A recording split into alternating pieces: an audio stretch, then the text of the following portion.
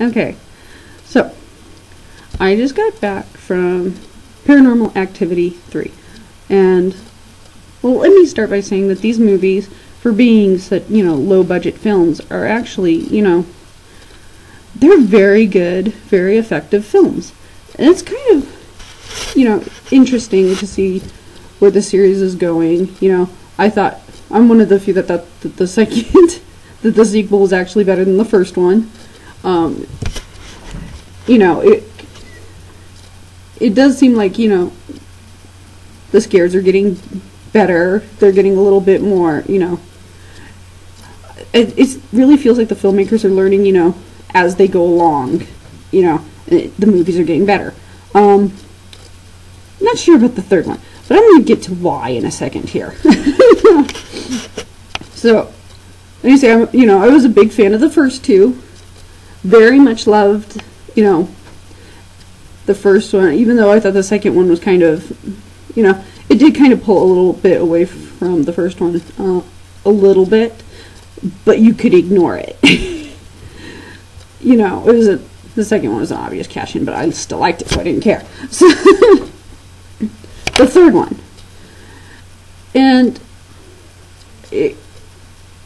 I'm going to talk a little bit about what my problem is with the third one. It's not that, I have a major issue with the plot, even though there were some pretty gaping holes in it that I thought were kind of hard to ignore.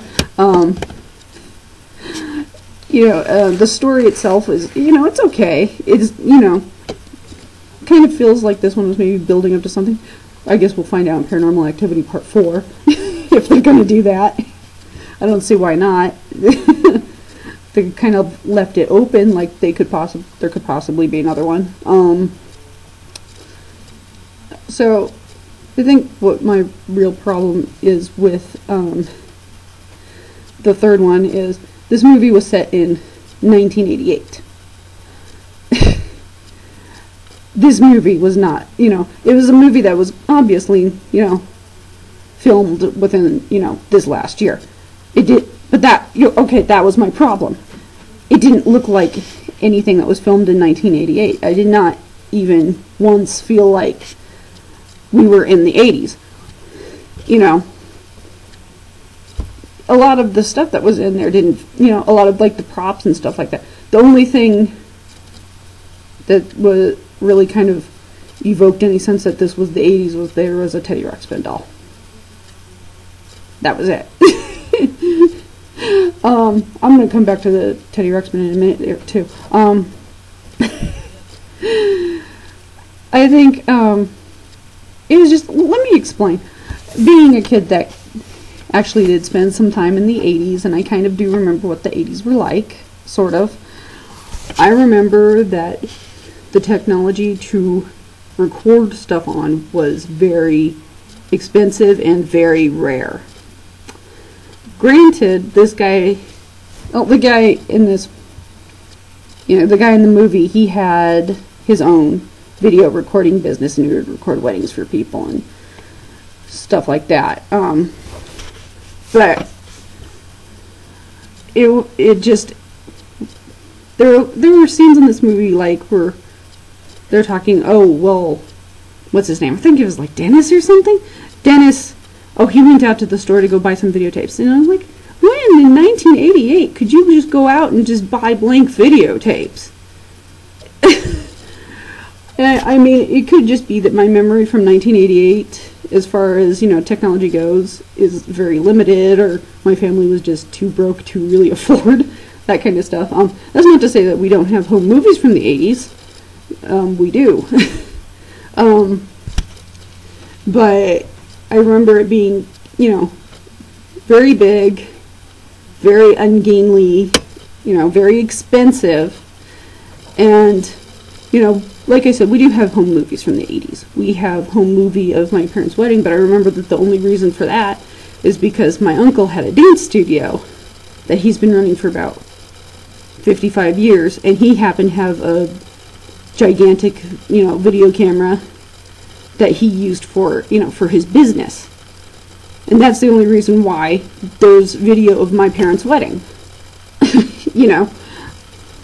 So I remember kind of sitting through this movie, where on earth is they getting it? Oh, and the picture. Oh my God, the picture was so clear. Even with, you know, my uncle's professional business camera that he used in, you know, 1984 or whatever. Even, you know, the films from, you know, even VHS, that stuff degrades after a while. And in fact, you know, when I put this, when I put this on YouTube, I'm gonna link to a video that I have already posted on here that's from 1990, just to show you how that film has degraded. Then you go, you know, then if you choose to go see Paranormal Activity, compare that with with this film. This was the clearest fucking goddamn film I have ever seen.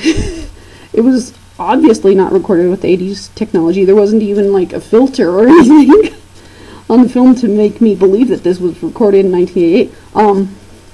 The costumes, maybe, they did not, you know, they didn't really evoke a sense of this is the 80s.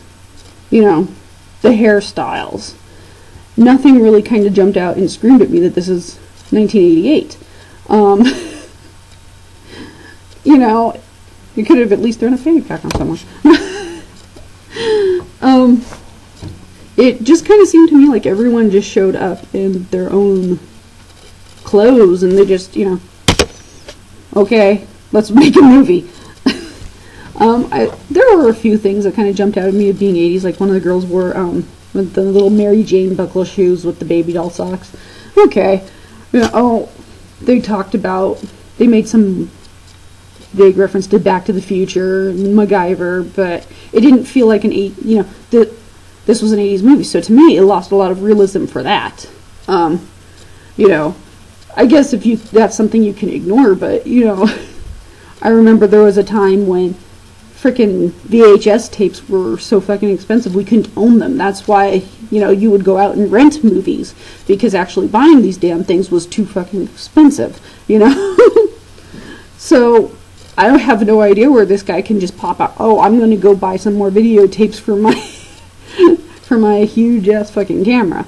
You know? So that kind of, you know, who knows, maybe by 1988 there were blank VHS tapes that lasted 6 hours on people's home movie equipment. And, you know, I'm not saying that there aren't films from way back when that, you know, held up pretty well. I'm just saying this stuff wasn't really readily available to everyone. And it sure as heck wasn't available to us. And they kind of made it seem like this family was maybe struggling a little bit. But they had the nicest damn house I have ever seen. So, you know, so to me it lost points for that. It wasn't, you know, I'm not saying that, you know, they ought to have recorded everything on 80s equipment, but, you know, they have computers nowadays that can make it, you know, put the film grain and whatever, that little stripe that runs along the bottom of all your VHS tapes from back when. They can go back and add that with computers. You know, I've seen videos from just amateur people on YouTube that they go in and they add that later.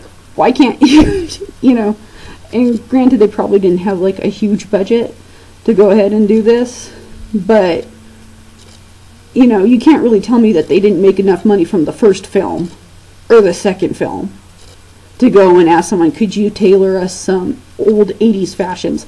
The most 80s looking person in that entire movie, the only person who actually looked like they were someone out of the 80s was the babysitter, and she was only in there for like 5 minutes. Long enough for her to get scared. But she was the only one. And it's like, is this really something? Because, I mean, I know the 80s fashion came back for a little while, so would it really be too hard to find, you know, something that would kind of evoke your memory of it being 1988? So, to me, that lost major points. Let's see. What are some of the other complaints I had about this? Oh, it didn't really...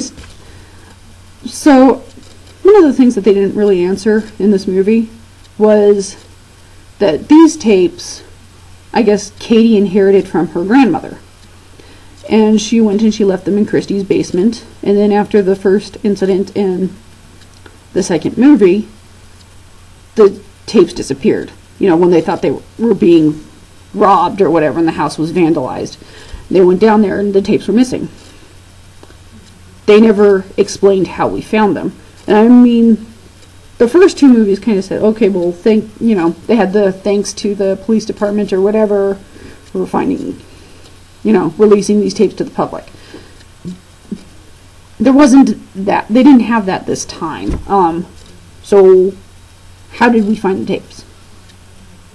It just kind of, it made that whole scene where they were dropping the tapes off in Christie's basement and they disappeared, it kind of made it a little bit pointless. It was like, why was this? Why did we need to see that if it wasn't going to have any kind of bearing on later on? How did the tapes come back? That's never answered. We're just watching them somehow. Let's see, what else was there? Oh, I take issue with the fact that the girls in this movie, Katie and Christy, I take issue with the fact that they would grow up and not remember any of this. I'm sorry. I understand that, Katie explained is they blocked it out from their memory, so there's huge chunks of their memory that they don't understand. Or, I'm sorry, that they don't remember. I take issue with that. I'm not a psychiatrist or anything, but how do you block out weeks and months and such important details as, the time Mom's boyfriend's back snapped in half from some unseen demonic force? Or, I'm sorry, the guy at the end, he's dead. How could he not be dead? He's very dead. And maybe the mom's dead too. And yeah, that's the other thing. I don't remember in the first movie, Katie saying, that time Mom and her boyfriend died or whatever. It was like, that just seems to me so strange that she wouldn't recall that. Growing up, I mean, it seemed pretty obvious, like maybe the mom was dead too. The way she was hanging there seemed like she was dead. I'm not buying that she would just block out all these weird weeks and everything else in her memory. I don't believe that. I mean, I know it can happen. There was a time when I passed out flat in the middle of the Kaiser Permanente laboratory, and there's large pieces of that day that I don't remember. But it wasn't, you get what I'm saying, it wasn't weeks, it wasn't months. So I do kind of take issue with that. That kind of stretched my believability a little bit. Another thing is where I said before, it kind of goes against a little bit what was established in the first movie. We do get to see them take, the picture from the first movie. We see how they did that. What she said in the first movie, though, was that her sister never saw the great big shadowy being. She said that the sister never saw it. Most of the interaction in this movie is between her sister and the shadow creature, I guess. And I don't know, maybe they forgot.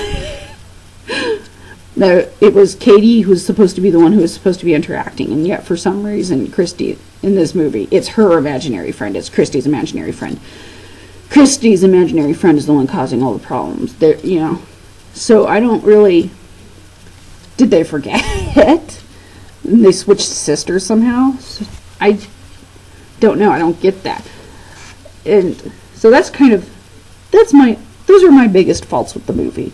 It doesn't look like an 80s film. It goes against what, a little bit what the first movie established. And, yeah, I mean, they kind of get things backwards. So that, that's my big issue with this one. On the other hand, it was still a very good kind of scary movie. There are scenes in this movie where you Christy and Katie are kind of turning into the the girl from The Ring. Except, you know, it has its own twist on the whole thing. So, yeah, so I mean, that I very much admire in these movies. And, so I guess next year when they do Paranormal Activity 4, I'm going to come back and see that. You know, just hopefully maybe we could get some answers on some of these things. So, yeah, if you want to see it, the scares are good.